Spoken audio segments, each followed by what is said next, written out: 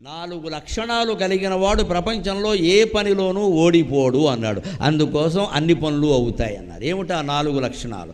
ధృతి, దృష్టి, మతి, దాక్ష్యం. ఇప్పటికి కూడా ఉపయోగించేవి ఈ 4. కాగితం మీద రాసుకుని మనలో ఉన్నాయా లేదా చూసుకోవాలి. ముందు ధృతి, ధైర్యం ఉండాలి. ప్రతిదానికి భయపడుతూ ఉంటే ఏ పని చెయ్యలేవు. యథవ ప్రాణం ఎప్పుడైనా పోయేది. కొన్నింటికి తెగించాలి. ఆ ధైర్యం లేనివాడు ఏ పని చేయాలి. అన్నిటికీ భయపడతాడు. అన్నింటికీ తోడు కావాలి. ఎవరో 4 ఉండాలి. ఎవరు ఉంటారమ్మా జీవితాంతం తోడు? అంటే మనమే ధైర్యం తెచ్చుకోవాలి. ధృతికి, దృష్టికి అంటే ముందు చూపు ఉండాలి. మతికి, మేధ అంటే తెలివితేటలు. పని చేస్తున్నామంటే తెలివి ఉండాలి. ఆ తెలివి లేకపోతే పని నాశనం అయిపోతుంది.